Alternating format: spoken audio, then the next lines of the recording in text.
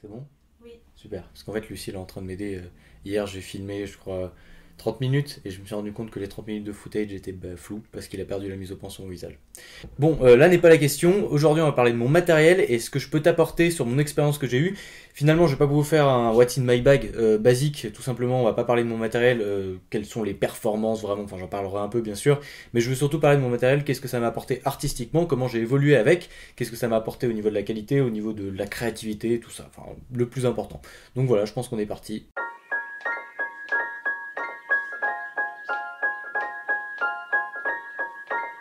Donc je suis récemment passé sur un Canon 5D Mark IV qui est une grosse update par rapport. Bah, je vais chercher mon ancien appareil.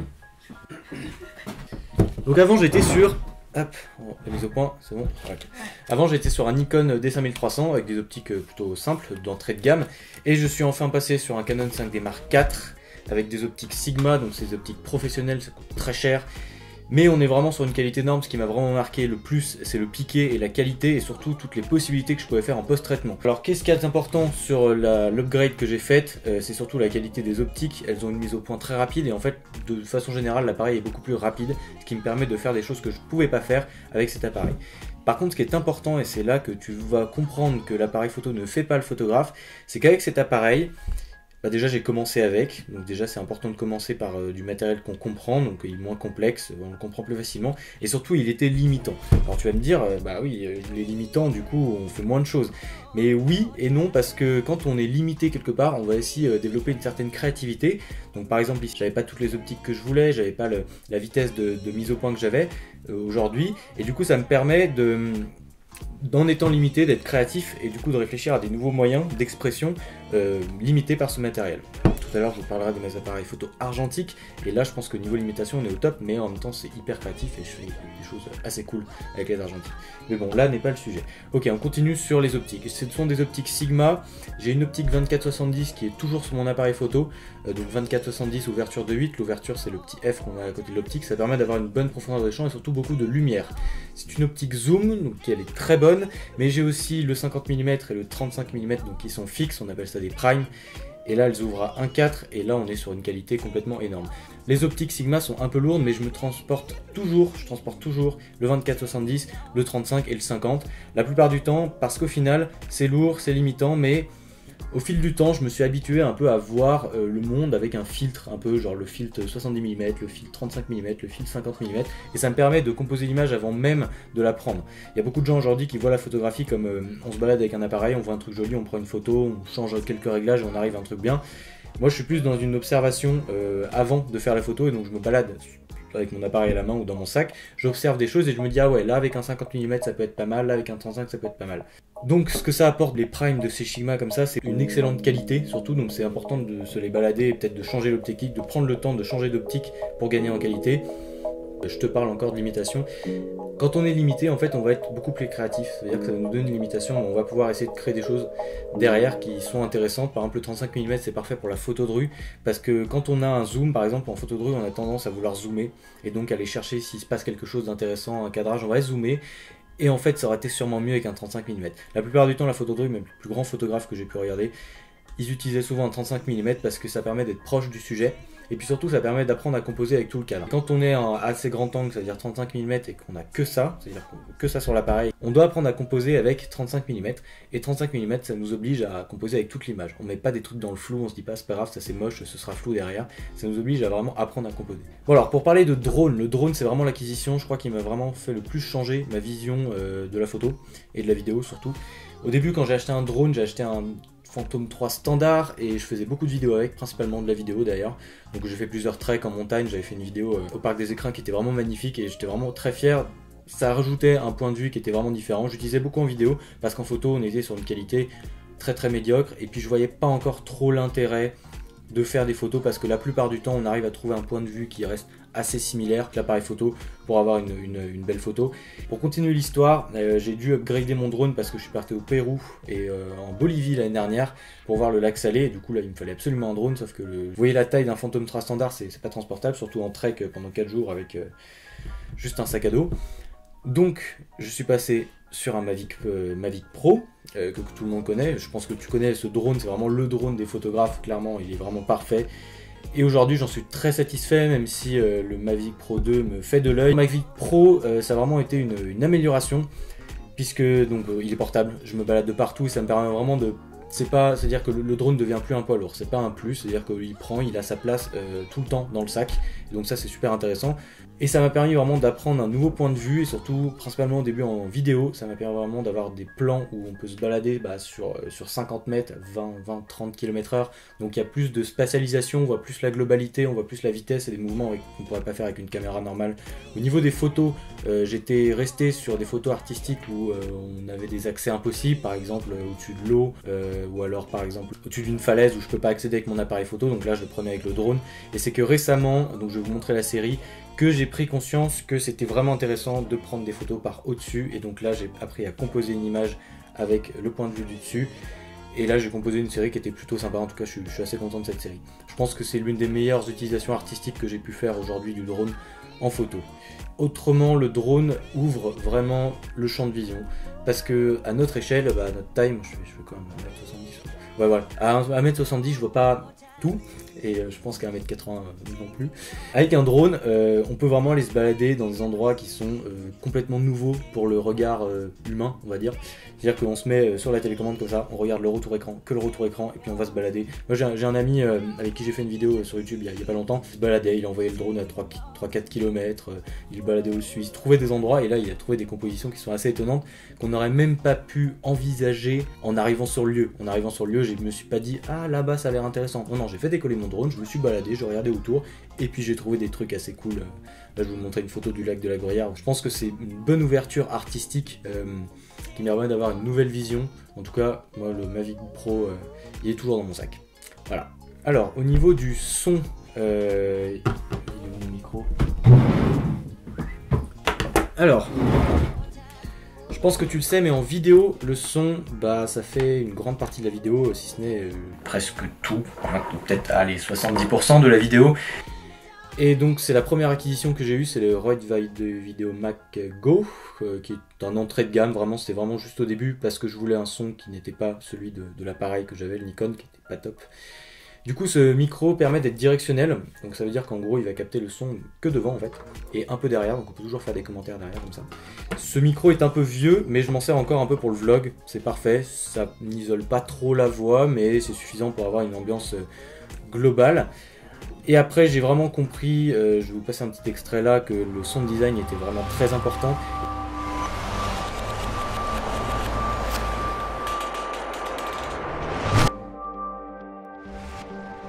Et c'est là où j'ai acquis un Zoom H4n qui est en train de m'enregistrer actuellement. Donc pour la voix c'est parfait. C'est un micro croisé, ça veut dire qu'il y a deux micros comme ça qui croisent à 120 degrés peut-être.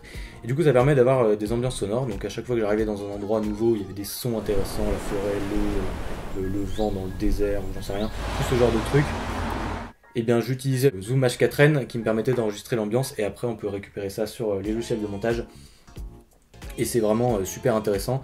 Voilà, et puis aussi j'ai un micro-cravate. Un micro-cravate c'est génial, tu sais c'est les petits micros qui se croisent juste là. Son, en tout cas, ça m'a permis vraiment de développer le sound design, et avant mes vidéos, j'étais content de mes vidéos. Puis à un moment j'ai commencé à me faire un peu chier devant mes vidéos. Et puis après j'ai rajouté du sound design, et là les vidéos étaient relativement similaires, mais avec le sound design ça donnait complètement... C'était vraiment pas pareil, il y avait vraiment une autre dimension en fait. Et donc je pense que si tu bosses dans la vidéo, si t'aimes la vidéo, que t'as envie d'essayer, bosse sur le sound design, essaie de recréer une ambiance. Je vais te montrer un extrait là que j'ai fait. En fait non, je vais le montrer après parce que je vais te parler d'un autre truc avant. Ok, bon. Donc le son c'est bon, hop, voilà. Alors maintenant, la stabilisation. Hop, on va le mettre à côté sinon... Donc ça c'est ma dernière acquisition récente, très récente, et donc je savais pas longtemps que je l'utilise. Donc à la base, voilà. À la base je viens de là. En gros... Dès le début, quand j'ai eu mon appareil photo, j'ai voulu stabiliser mes footages, donc surtout que je filmais du sport, il fallait du mouvement. Bref, j'ai acheté ça, et comme je fais des études d'ingénieur, j'ai essayé de le modifier pour qu'il soit plus efficace. Ça fait un super job, vraiment, c'est très efficace. Par contre, c'est lourd, c'est encombrant, et il y a quand même certains mouvements qui sont pas possibles, en tout cas pas de façon très précise. Et puis il y a des mouvements parasites quand même, de mouvements comme ça par exemple, ou de rotation comme ça, qui sont très gênants. Et puis surtout c'est lourd. C'est très lourd. Voilà, bref. Du coup récemment je suis passé sur le Roniness. J'ai fait beaucoup de recherches. Et qu'est-ce que ça m'a apporté artistiquement pour les quelques jours que j'utilise? Le Roniness, ça permet des mouvements très précis. Et ça, c'est important parce que je peux vraiment composer une image de A à Z. Ça veut dire que je fais de la photo et de la vidéo. J'aime beaucoup composer mes images en photo, c'est-à-dire qu'on se place, on définit le cadre, on met tous les éléments comme il faut, on bouge un peu si ça va pas. Avec ça, c'est possible maintenant parce que je peux vraiment gérer tout le chemin de la caméra de façon très précise et très fluide. Et ça me permet de A à Z de pouvoir composer mon image et mon plan. Et donc ça rend vraiment très intéressant. Le focus ring, et c'est assez intéressant si on veut faire des plans un peu cinématographiques où la mise au point n'est pas forcément gérée juste par l'appareil comme je le fais parce que j'ai pas d'opérateur pour la mise au point à côté toujours avec moi. Donc ça peut être intéressant. Et surtout j'ai pu faire des timelapses, je vais vous montrer dans la vidéo dont je vous parlerai tout à l'heure. J'ai pu faire des timelapses, donc des motion lapse avec des mouvements.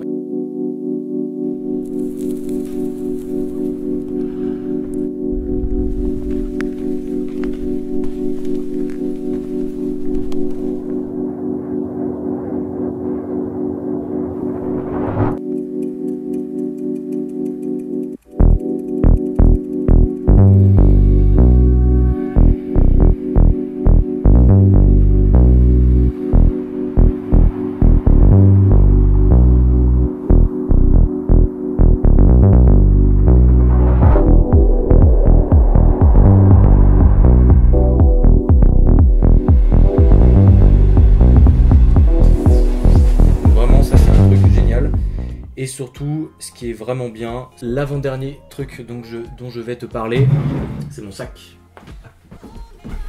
Voilà, alors, mon sac, c'est un cadeau de ma copine, un cadeau longuement réfléchi, hein, mais c'est un cadeau plus ou moins surprise. Ce sac, pour l'instant, je l'ai depuis 3 semaines, bientôt. Et il est absolument génial. C'est vraiment un sac incroyable. Là, je place mon appareil, là, je place une optique, une autre optique, le 35 ou le 50, 24-70. Là, je mets mon drone, là, je mets mon appareil photo argentique avec une optique de plus. Et quelque part par là ou par là, j'arrive à mettre la batterie et le tripod du Roniness. Hop, et en dessous, j'accroche mon pied. Donc c'est parfait. Enfin, j'ai tout sur le dos, il tient super bien sur le dos. Là, sur le côté, je mets portefeuille, tout ça, hein, tout ce qui est pratique, par exemple. Et donc, ça me permet de vraiment faire aucune concession sur le matos que j'emporte. Parce que déjà, il est bien organisé. Il est sur mon dos, c'est lourd, mais ça tient bien dans le dos, donc je peux faire des marches avec. Donc il n'y a vraiment plus de concessions, je prends tout. Dernier truc dont je voulais te parler, qui je pense a été la plus grosse révolution artistique dans mon cas, personnellement, je ne parle pas de façon générale, qui m'a vraiment beaucoup apporté récemment, c'est l'argentique. Alors ça, c'est un Canon AE1 que mon grand-père m'a donné. Mon autre grand-père m'a donné un autre appareil qui est là-bas. Ce que je voulais te dire, c'est que les argentiques, c'était surtout en parallèle au début, donc j'ai eu l'argentique de mon grand-père et j'ai mis une pellicule couleur dedans. Et du coup, j'ai juste commencé à faire quelques photos comme ça, plutôt de vacances, sans forcément penser à un côté artistique. Ce qui est important, si tu es dans la photo aujourd'hui et que tu as peut-être une panne d'inspi ou alors que tu aimerais bien tester des nouveaux trucs, l'argentique, tu peux trouver des appareils à 20 euros, 20 balles, 30 balles, même pas. Ce qui est intéressant, c'est que quand tu mets ta pellicule, tu as 36 photos à faire et tu n'en as pas plus. Et en fait, tu vas moins gâcher tes photos. Aujourd'hui, on est dans une phase avec le numérique où on prend tout en photo. Et comme je disais tout à l'heure, il y a des photographes, ils se baladent, ils voient un truc plutôt joli, ils prennent une photo, ils en prennent une autre. Et au final, ils ont 500 photos, ils vont trier. Et là, ils vont en ressortir une ou deux belles. Sauf qu'avec un argentique, tu as 36 photos et il faut penser la photo avant de la faire en fait. Parce que tu peux pas la faire pour tester, parce que tu peux pas voir ce que ça donne et puis en plus, tu auras gâché une photo. Donc ce qui est super intéressant, c'est vraiment de penser avant de créer ta photo, de se dire voilà, ce cadrage il m'a l'air intéressant. En fait, avec un argentique, on se balade constamment avec l'œil dans le viseur comme ça, et puis on regarde. Puis on se dit non, c'est pas beau, c'est bon, j'arrête. Ou alors je range, ou alors je vais me balader, je remets l'œil dans le viseur, et puis à un moment tu déclenches. Quand tu déclenches, c'est génial parce que tu as un peu le stress de dire est-ce que j'ai réussi bien la photo, est-ce que j'ai bien réglé, est-ce que c'était beau, et puis après tu vois ça 3 mois après, quand tu as fini ta pellicule au développement. C'est vrai que pour la photo de rue, un argentique c'est quand même très cool parce que la photo de rue, alors si t'as pas vu la vidéo, j'ai fait une vidéo sur la photo de rue, ça te donnera un peu une idée de ce que c'est. Par exemple avec Lucie, on est sorti il y a pas longtemps faire de la photo de rue avec les argentiques et en fait on se posait 15-20 minutes dans un spot. On s'imaginait un cadrage, on avait le cadrage, on se disait ok là c'est cool, c'est bien. Et puis à un moment tu déclenches et là vraiment c'est le kiff parce que tu te dis bah voilà je sais pas à quoi ressemble la photo et là-dedans il y en a qui sont vraiment pas mal je pense. Du coup, pour conclure cette vidéo qui, je pense, est un peu longue, mais si tu restes jusqu'à la fin, c'est que ça t'intéresse, c'est que le matériel ne fait pas le photographe, oui, mais les choix que tu vas faire pour prendre ton matériel, quel que soit ton budget, quelles que soient tes idées, ça va quand même influencer ta façon de faire de la photo, et j'espère que cette vidéo t'a apporté les éléments de réponse si tu avais des questions sur comment orienter ton achat de matériel. Je pense que ce qui est le plus important, c'est être en accord avec toi-même, pouvoir réaliser les idées que tu as en tête. Mais pour avoir ces idées, je pense que c'est aussi important de passer par le matériel. Et je pense qu'il faut surtout apprendre à faire de la photo de la base. Et c'est pour ça que si un conseil que je te donne, c'est acheter un argentique et te faire une pellicule. Bon voilà, je pense que j'ai tout dit. Je pense que la prochaine vidéo va être une vidéo peut-être sur mes vacances l'été dernier. Sinon, là, je pars à New York et j'ai un gros projet, même 2 gros projets. Mais voilà, et du coup, si ça t'a plu la vidéo, si ça t'a apporté quelque chose, abonne-toi à la chaîne. N'hésite pas à regarder les autres vidéos sur la photo de rue, les documentaires. Parce que je pense que si t'es sur cette vidéo, ça devrait t'intéresser, tout ce qui est photographie et tout. Je fais aussi des vidéos plus détendu, histoire, vlog sur des voyages, donc ça t'intéresse aussi. Récemment je fais des vidéos qui s'appellent les scripts, où c'est une sorte de vlog, mais il y a aussi une dimension un peu artistique, puis je raconte comment j'aborde la question de la photo et de la vidéo durant mes voyages. Voilà, je pense que c'est fini, et bah ciao, à plus.